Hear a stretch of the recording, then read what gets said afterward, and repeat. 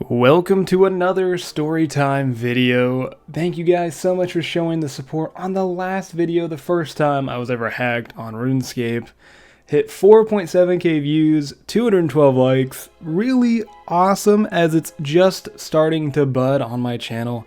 And I've had so many nice comments, so thank you guys very much for supporting that type of video. Maybe we can break the like goal of 212 in this video, who knows? Either way, you guys have been so amazing. I have so many stories to tell you guys. Also, special thanks to those who showed up for the viewer mass.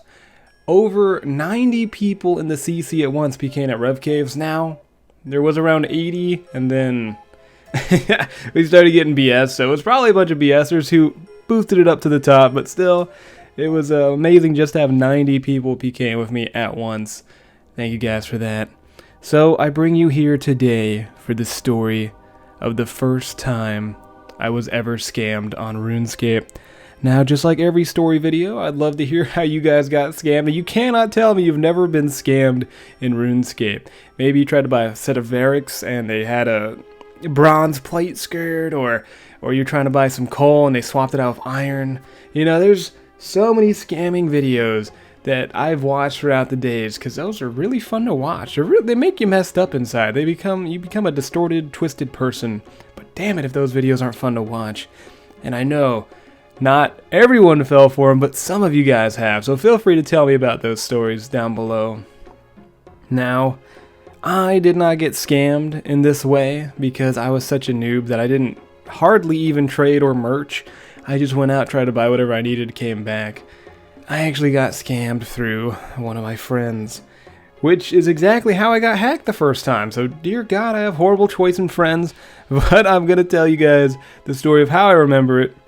My friend Dustin, and then I also had his friend, who was also named Michael, because my name's Michael at the time. Those are the people I knew who played RuneScape. Thomas tried to play RuneScape. He got stuck on Tutorial Island. Not the brightest fellow. But that was our little clique, our little group of people who played. I did not know this other Michael very often or very much. Barely know him now. He's alright, I guess.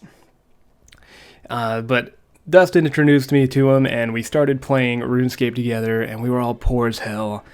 And apparently, this is how he remembers it, because I don't remember it quite as well. But he said he found a money-making guide on how to make the best money in RuneScape.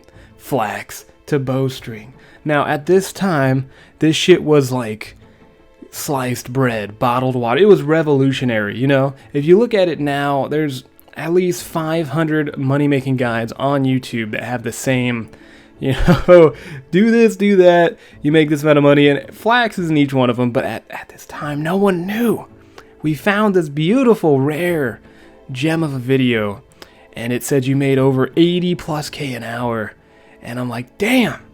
That is so much. I don't even know what I was doing back then, but that was a gold mine. Flax to bowstring? Holy shit, who's the Thomas Edison that invented this shit? This is amazing. And how are Fletchers even affording this? That's how newbie I was. I didn't know people could even afford it. It didn't come to my mind that this was even possible to make money off of.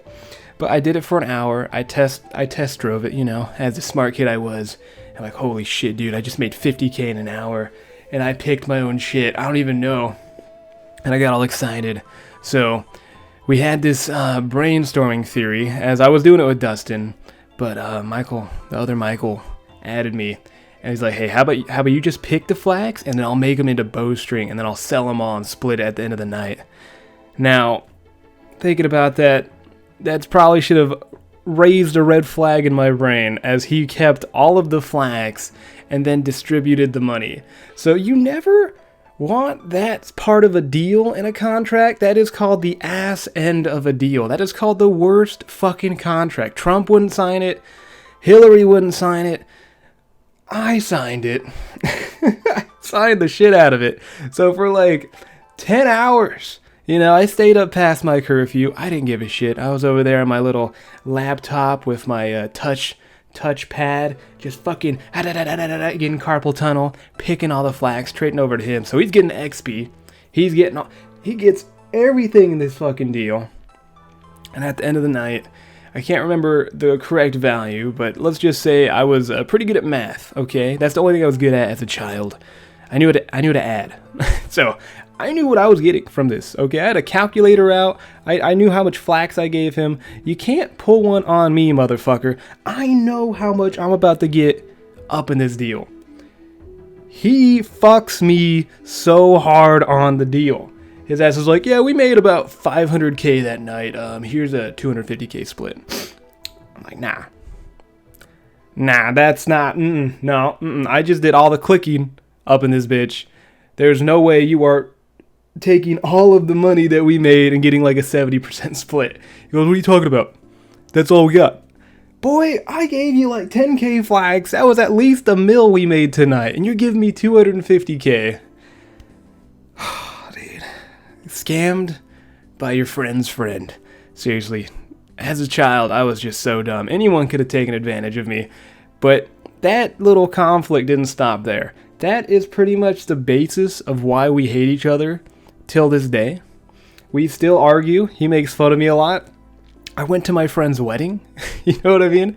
And they're just pounding on me, dude, because there's this rivalry because he stole my fucking bowstring when we were like 14.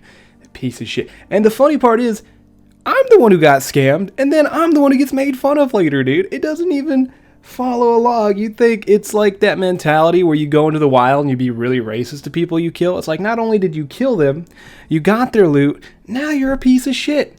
Why do you get all 3 of these? Why can't he get one of those, all right? Why just give him one of those so he can have a nice time with his life? But no, he got the money, he got the XP, and he was also the douche. He won that fucking argument there. So that basis of him taking all the bowstring and getting more money out of him when we were 14 is a huge reason why we fight to this day. I don't know him too much anymore. I don't care about. I actually forgot about that. My friend brought it up again, but I just thought I'd tell you guys how I got absolutely ripped out of my ass as a child. That horrible phrasing by one of my friend's friends, and he scammed the shit out of me. Oh man, I still slightly remember clicking on my mouse pad trying to get all those flax so I don't even know what I was trying to buy. I think I was trying to buy full rune, so you could look really good. If you saw somebody in full rune back in the day, that man was rich. We made $1 million that night, which is crazy numbers for back in the day. You can make $1 million now in like 10-20 minutes at Zolra if you get a little lucky. Back then, you had to work for that shit, dude. Does anyone ever remember how people used to make their own U-bows and then make their own nature runes and then alch them and thought they were the shit? It felt like that, except I got shit on. So that is the story of not only how I got scammed for the first time, but also how it created a huge divide in real life. That account was hacked, you know what I mean? It doesn't even matter anymore. That account was like literally hacked like months after that. All that painstaking grinding of flags doesn't even matter. Couldn't even get the account back. But that event still created some sort of divide in the relationship we had, and we still hate each other ever since. And it's just funny how RuneScape works that way. Because if anybody ever got fucked over by one of their friends for maybe like a Dragon Long or some U-bows, I bet you still secretly hate the fuck out of that person so much that you wouldn't even go to his wedding, you know what I mean? Or something. You just sit there and go, oh yeah, I didn't get the invitation. You piece of shit, you took all my bowstring. And I just had to tell the story. So great. Either way, tell me some stories that you guys have had if you had been scammed, maybe by a friend. It probably hurt. I'm sorry if you had been, but at least hopefully now you can look back and laugh about it. It's funny because I have a horrible memory, so when some of this shit that I forget gets brought up, it's just too good. Either way, the next story that I believe I would like to tell would either be my first wilderness adventure, which was an F2P. It was crazy. I remembered it like it was an action film for some reason. Or the first time I quit RuneScape. So, hopefully you guys enjoyed this story. You're liking these story time videos, man. If you do, a like would be amazing. Subscribe if you watched all the way through my story. I really enjoy telling these.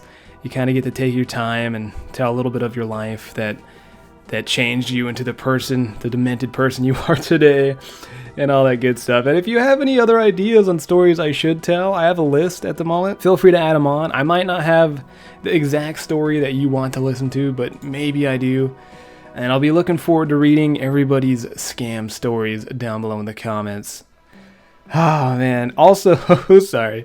Also, I do have some social medias down below. I have a Twitter, Snapchat, Twitch. If you guys have any of those, follow me on them. That'd be amazing. I'm really lacking on the Twitter followers, dude. Like, everybody and their mama has more Twitter followers than me. But I'll stop rambling. Thank you very much for watching. I'll see you guys in the next episode.